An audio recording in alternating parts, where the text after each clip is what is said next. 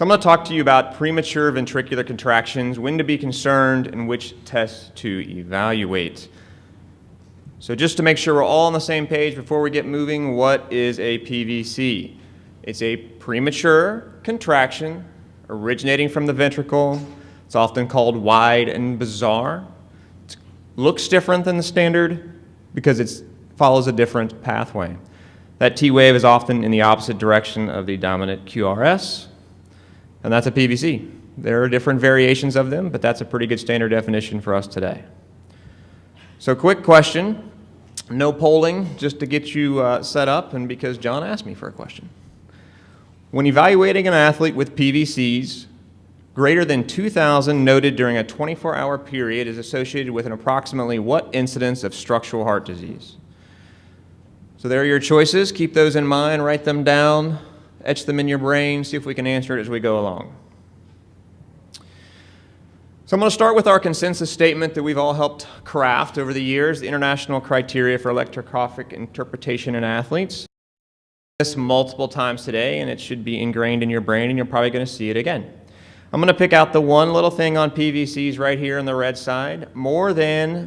Two or more PVCs on a screening ECG probably warrants further investigation. Well, why is that? Well, let's talk a little bit more. How prevalent are ECGs?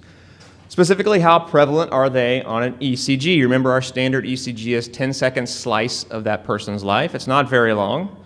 So how often do we stumble across a PVC? Large data set from Italy, which we've referred to multiple times, suggests that about 1% of all prospectively screened athletes have at least a single PVC. That's pretty consistent with what we know from the general population in the literature. How about more than that? Dr. Dresner's data from the NCAA study says that 2 or more PVCs on a screening 12-lead ECG is about 1/4%, so that starts to drop even more. What about more than that on a screening 10-second ECG? This data from Dr. Merrick, who we've also heard speak, says that 3 or more PVCs, 0.05%. So those start to become pretty rare. How prevalent are they on a Holter monitor then? That's a 10-second slice of ECG. What if we measure you for longer than that?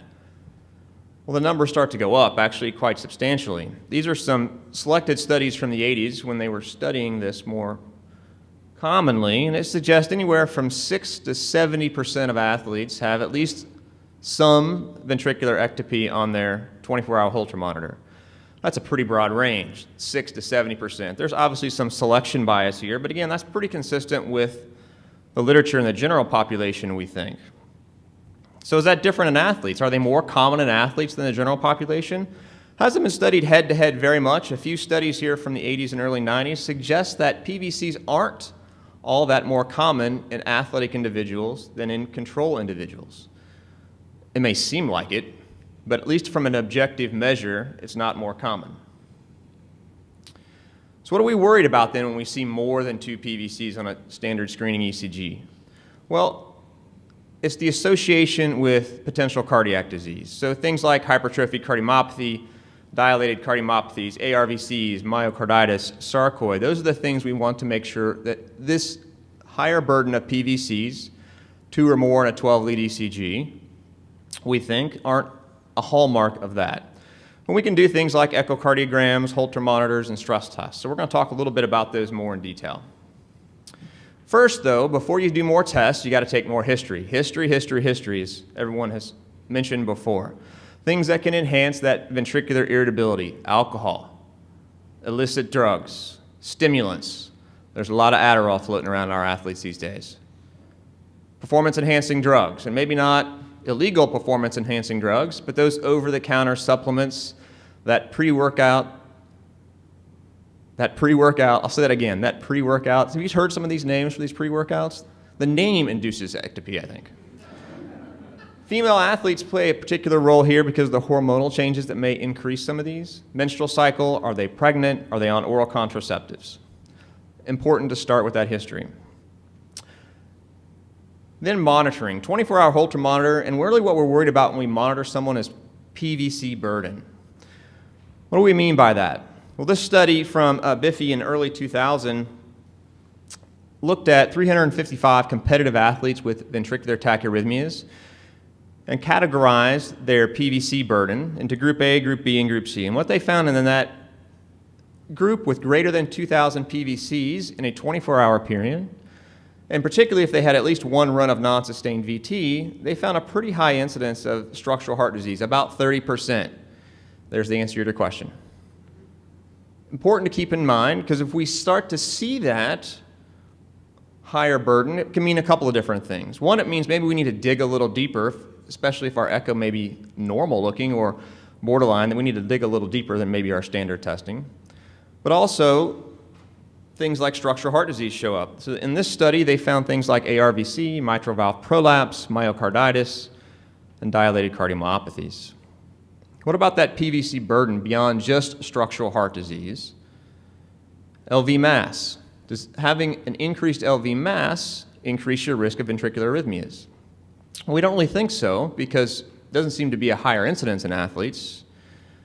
And this study also showed that LV mass index did not correlate with ventricular ectopy. More specifically, training-induced myocardial hypertrophy, and that's what you have to delineate, training-induced versus some pathological, athlete's heart versus cardiomyopathy. Then there's this thing called PVC Induced Cardiomyopathy, and that's the other thing we worry about. And it may not be specific to athletes, at least not in their current state, but it could affect their future health. So there is an incidence of excessive PVCs causing a cardiomyopathy. How we define that can be a little ambiguous depending upon the study. In general, more than 10 to 20,000 PVCs in a 24-hour period, or more than 10% of your total heartbeats. But that's not an absolute. When we look over in the bottom right, that's not going to work, we see that lower burdens, less likely to have cardiomyopathies, but there are still athletes and patients that have high PVC burden that never develop a cardiomyopathy, and vice versa, patients that have lower burdens of PVCs that seem to have a PVC-induced cardiomyopathy, and this is potentially correctable. Once you get to this point, this is really kind of getting into the subspecialty weeds, and I think it's important that you keep that in mind. What about exercise stress testing? We often talk about this a lot, that this should be part of your paradigm in evaluating somebody with PVCs, whether symptomatic or higher burden. The thought process is if I can overdrive, suppress that ectopic focus, that they're at lower risk. But caveats to keep in mind. Dr. Baggish mentioned this earlier, Dr. Sharma's mentioned this, it really needs to be a maximal stress test. And you really need to try to reproduce the physiology of their sport, whether that's running, rowing, sprinting, or biking. That's what we want to see, because that's what they're going to be doing. So I want to spend some time with this study here. This study came out of Italy, and they took 5,283 young athletes, consecutive athletes were evaluated in the Italian system. They excluded 272 of them right off the bat with cardiovascular abnormalities. And I think that's important because if you read into their paper, 18% of these 272 with cardiovascular abnormalities, particularly ARVC, was initially suspected based upon exercise-induced ventricular arrhythmia. Excuse me.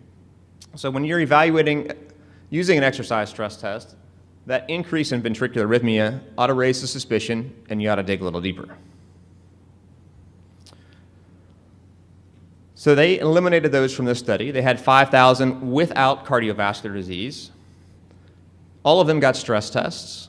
367 or 7% had one or more PVC. They kind of decided that less than 10 PVCs, you're good to go. More than 10 PVCs, couplets, non-sustained ventricular arrhythmia, you are not good to go. That was 0.7%, and they followed them over 3 to 12 months. Basically, they forced them into deconditioning. 64% had their ventricular ectopy reduced, about 2/3, about 1/3 did not. So they said that 2/3 that had it reduced could go back. But what do we really know about deconditioning? One, our athletes hate it, right? Try to convince an athlete to decondition. What's the data behind it then if we're going to try to use it? Well, Biffy has the 2 studies that shows that deconditioning actually reduces burden, and that when you retrain them after deconditioning, that ectopy does not come back. But this study is interesting. This came out just a few years ago. This had about a little over 100 athletes with higher PVC burden. About 2/3 elected to continue with sport, and 1/3 elected not to continue with sport. And they reassessed them a few years later with, again, Holter monitoring. And it didn't seem to matter whether you continue with sport or didn't continue with sport. If you just waited it out, their PVC burden went down. So that's kind of a mixed results. Maybe it gets better just by waiting, whether they're active or not, and it's not the deconditioning process. Maybe it is the deconditioning process. PVC burden may not decrease or, with activity or with your sedentary state. But again, it's not often acceptable for most of our athletes. So that often doesn't factor in, at least in the US, because it's really hard to get them to do conditioning. So they had 13 that they felt didn't respond to deconditioning. They convinced 6 of them to go to get RF ablations for those PVCs. No complications from those guys. We did the right thing. 7 of them did not consent to RF ablation. They were disqualified from the athlete system. But what happened to them? At least 4 of them continued to participate in recreational sports without cardiovascular events or symptoms. So that's interesting. So it didn't seem to matter what I did to them. Out of these 367, not a single one had a cardiovascular event, had symptoms on follow-up, or had structural heart disease. That's whether they had high burden, low burden, I deconditioned them, didn't decondition them, ablated them, or didn't ablate them. It didn't seem to matter, as long as they didn't have structural heart disease. So I think the key part here, as part of exercise testing, is to make sure things don't look worse and increase your suspicion of an underlying disease, that they're asymptomatic, without functional limitation. Again, that's part of your stress testing to assess for functional limitations, and without structural heart disease. Now I'm going to move on to the big asterisk, because there's an asterisk in there, right? Consideration in high dynamic athletes. And what is this concern about? Well, when we talk about cardiovascular adaptations, there's exercise as a stimulus. That's the typical athlete's heart. We now know that exercise can facilitate genetic ARVC, so it can bring out the ARVC phenotype and maybe potentially more aggressively. Then there's this less well-defined category, which exercise is an inductor. So that is this phenomenon that's starting to be described, still somewhat controversial, somewhat maybe even strong, still controversial, about exercise-induced ARVC, where there's some overlap between what looks like ARVC, but we don't really see the genetics, and maybe that high-intensity dynamic exercise over a longer period of time may bring this out. So that's where the asterisk comes into in the guidelines. What it says is cyclists, triathletes, rowers over the age of 25, because we think it takes time then to develop this, if it's something that's going to be of concern, with 1 or more PVC, maybe you ought to think about evaluating those, even though they only had 1 PVC in a screening EKG. Particularly if they have a left bundle branch morphology with superior axis, which is the down-going QRS in the inferior leads. That's the asterisk. So investigation of athletes with PVCs, this is a nice flowogram from Dr. Sharma's paper. Echocardiogram, yes or no, normal echo, ECG, stress test, low burden, normal exercise capacity, nothing else that raises your suspicion for underlying cardiovascular disease, you're pretty much good to go, at least for now, as long as you don't eventually develop symptoms in the future that would warrant further evaluation. Guidelines from the ACC-AHA basically says that single PVCs or complex forms, no more than couplets that don't get worse with exercise and are asymptomatic, you're generally good to go. If they increase in frequency or you become symptomatic, then you need to look harder for a true cardiomyopathic process.